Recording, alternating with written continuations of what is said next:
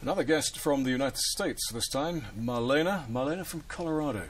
Greetings to you, welcome to Gibbs, welcome to South Africa, welcome to AOM in Africa. Tell me a little bit, first of all, about yourself. Thanks, it's great to be here. I'm Marlena Fiol. I'm a professor of strategic management at the University of Colorado, Denver. I have been a member of the Academy since 1984. Now, what were your expectations of this AOM in Africa conference? Actually, my expectations were huge. I expected, as Jim Walsh told us all along, that this would not be a conference like any other, and it has not been a conference like any other. I expected to learn a lot. I expected to teach very little and learn a lot, and that's exactly what's happened. What have you learned?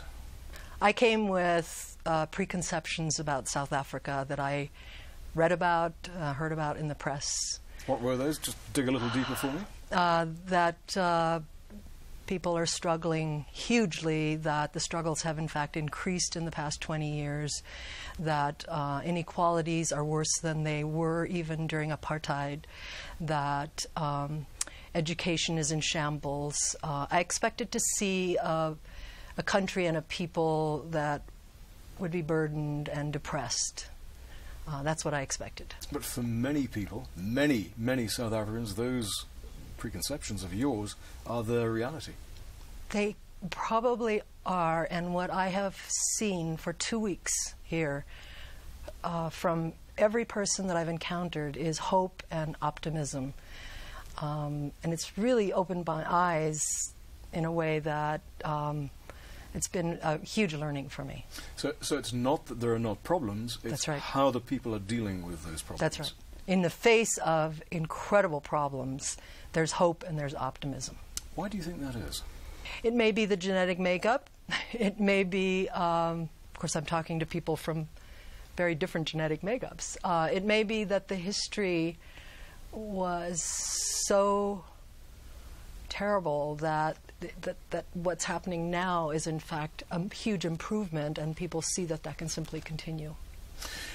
Could it be that people who have almost nothing, when there is Yes. a spark of hope, Yes. it is really something meaningful, whereas people who have everything, well, it's just a spark of hope? Yes. Yes. Did that make it sense? It does seem that way, yeah. So what are you going to be taking back with you, first of all, about the conference to Colorado? That conferences actually can be meaningful. About the conference, that would be what would be a takeaway. Why has this one been so different for you? Oh, the experience, the learning journeys, and the actually experiencing South Africa in a way that's not touristy and that's not just being a conference attendee in a room with talking heads has been incredible. Can you give me an image that's going to stay in your mind from one of those learning journeys? Yes, but I might cry. That's fine. The woman with the blue plastic bags. And I don't know her name. Do you know the story I'm referring to? No, where did you see her? At the Constitution Courthouse. Yes. There hangs a piece of art, a sculpture of a woman.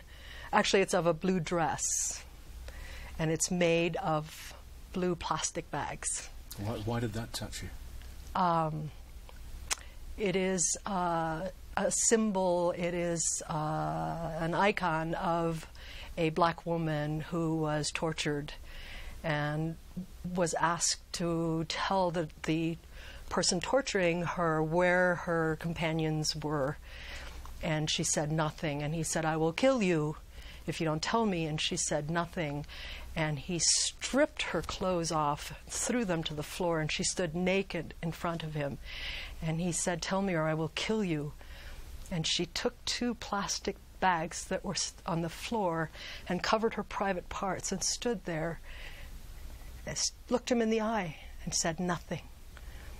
And he killed her and threw the plastic bags in the grave.